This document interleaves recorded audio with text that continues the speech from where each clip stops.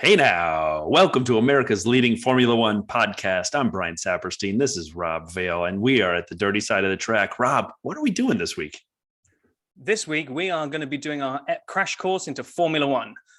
For all those new listeners, hopefully something to help educate them so when they're watching the races, things make sense. And for the veterans out there, it'll be ammunition for them to poke fun at us when we make lots and lots of mistakes, and they can revel in pointing that out to us. So really looking forward to this. Okay, let's talk a little bit about the differences in the drivers and the teams. And in particular, I want to highlight as we go through the engines that are manufactured by different engine providers. So let's start off with the teams. Mercedes, obviously powered by Mercedes engine. It's the most successful team of the current era, 8 straight constructor titles. Lewis won them a boatload of those. Valtteri helped, Nico Rosberg along the way helped. But the current drivers for 2022, Lewis Hamilton, George Russell moving over from Williams. So it'll be exciting to see 2 Brits driving for Mercedes in 2022. Red Bull, powered by Honda, but Honda is in this weird transition phase where last year was the last full year of Honda participation. This year they're helping, but now we're transitioning to 2023 where Red Bull will have their own engine manufacturing. So it's sort of this bridge from Honda to Red Bull. The team was formed in 2005. And honestly, with Max being the world champion now, they are, I don't want to say best of the rest, it makes them sound less than they are. They are a real contender. They have the current world champion, Max Verstappen, and one of my favorite drivers in Sergio Perez, or Checo, as he's known. He's a great driver. So Red Bull right behind Mercedes last year. Ferrari, powered by, you might expect, a Ferrari engine. And one of my favorite on the grid, I got to say, I just got such a soft spot for the red car. I think there's something about a red car and the prancing horse, and as a kid, always wanted to own a Ferrari when I grew up. But always, sorry, I love Ferrari.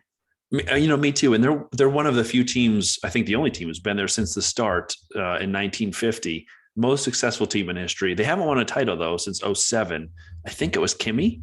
Is that? I think that's right. Yeah, I think it would have been. Yeah. And they have a fan base of very passionate fans known as the Tifosi. Their drivers are 2, I think, tremendous drivers. I think this is the best lineup they've had since they won the title, if not even better than then, with Charles Leclerc and Carlos Sainz. McLaren, kind of next here in the list, powered by Mercedes. Now, McLaren's had different engine providers over the years, but now they're powered by a Mercedes engine.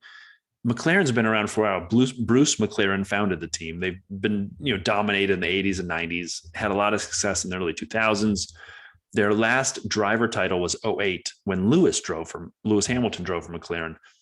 But they've kind of been in the midfield since. And since Zach Brown has been there as the principal and leading them forward, they have 2 interesting drivers now, a young Lando Norris, who we talked about early in this podcast around his karting experience, but Daniel Ricciardo, who's been around and done so many things, the Honey Badger, came on a lot stronger in the second half of 2021. We look forward to see what McLaren does in 2022. Yeah, McLaren was kind of, and I know you're going to go on to Williams in a second, and this comment probably sits for both of them. As me as a kid, mid 80s into 90s, those are the 2 teams that I think of when I think of Formula One. It was always McLaren and Williams, and like every it was Renault Williams at the time. I think back in the UK, everybody wanted to own. You don't get the Renault doesn't come over here as a car manufacturer, but it's a big. I had a Renault Clio, which was a French road car. You had a Clio? Yeah, I had a Clio, yeah. So but I didn't have the Clio I wanted. The Clio I wanted, that every boy racer wanted, was they did a Williams partnered up with them and did a road car series of a few of them. So if you want to Google, I think it was the Williams Renault Clio, matte blue in kind of the Williams racing colors, and it was ridiculously quick for a small little car. I want that so badly. I do. It takes 25 years to get some of these cars that weren't, green lit by our NTSB here, but I would love one of those.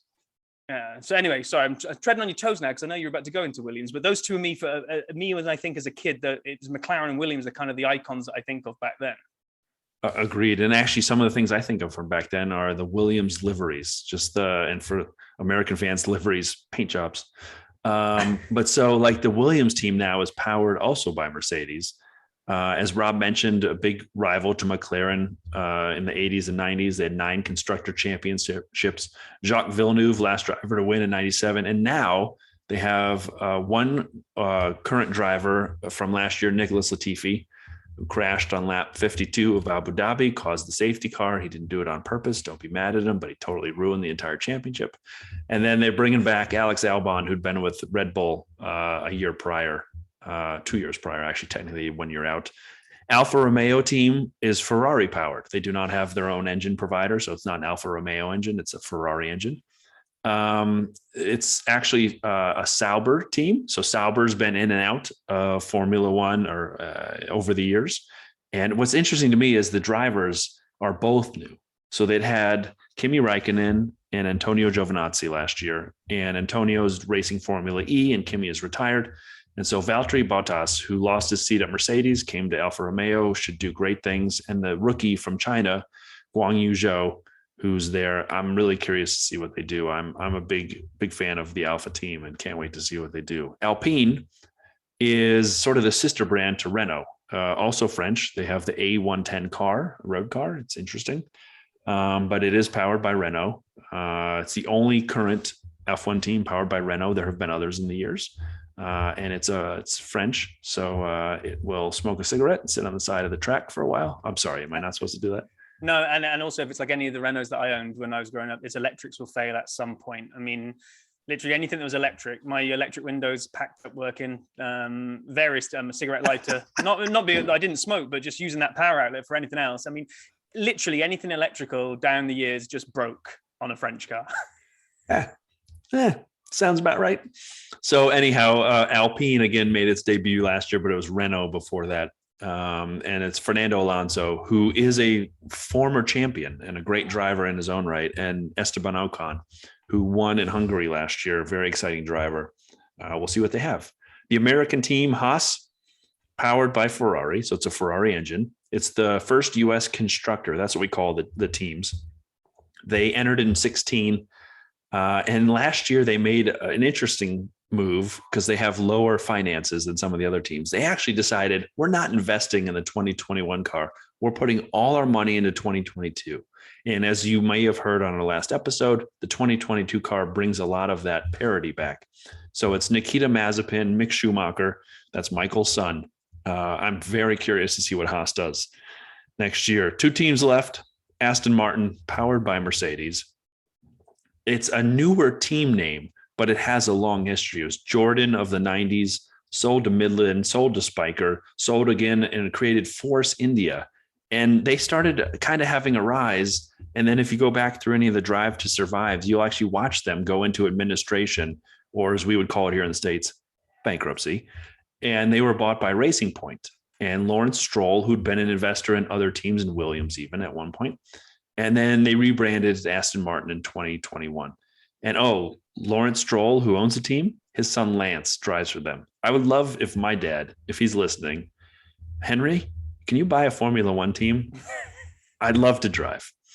So they have Sebastian Vettel, who's a four-time champion in F1. He won a lot with Red Bull, been at Ferrari, and now they have him at Aston Martin. And Lance Stroll, who is Lawrence's son, and he's not a bad driver. He gets a bad rap for being a billionaire's son, but he's a fine driver, and we'll see what they have this year. And then the last team, Alpha Tauri.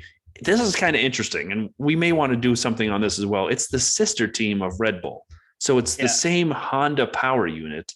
It's like they control the drivers effectively at Red Bull for Alpha Tauri, but it's its own team hypothetically. So it's a sister team of Red Bull. It used to be called Toro Rosso. And then they decided in 2020 to promote its line of clothing, Alpha Tauri.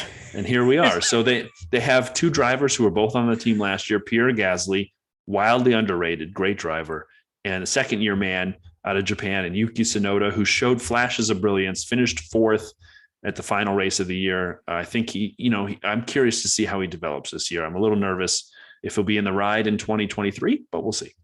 Didn't I might have got this wrong, and then you can mock me if I have, but didn't Max Verstappen cut his teeth in Toro Rosso? Didn't he start there very briefly? Call up, yeah. And that's the thing that kind of doesn't jive with me, is that I'm all for them having like a second team, but it's almost like the drivers that are driving in here aren't almost driving for the team. They're driving to see if they can get the real Red Bull seat, which is we've had it a number of times. We've had like drivers swap and like, Yes. you know, Albon, Gasly, yeah. Kvyat. And you've got to think, well, it just obviously must be such a kick in the teeth if you're the one going the other way, because it's like, yeah, we got some news. You're going to just drive on the sister team. And it's like, it's not a sister team, is it? That's a demotion. You're putting me. It's relegation. It's relegation. Yeah. You're still in Formula One, but you're now at Alpha Tauri. So anyway, those are the teams we look forward to 2022.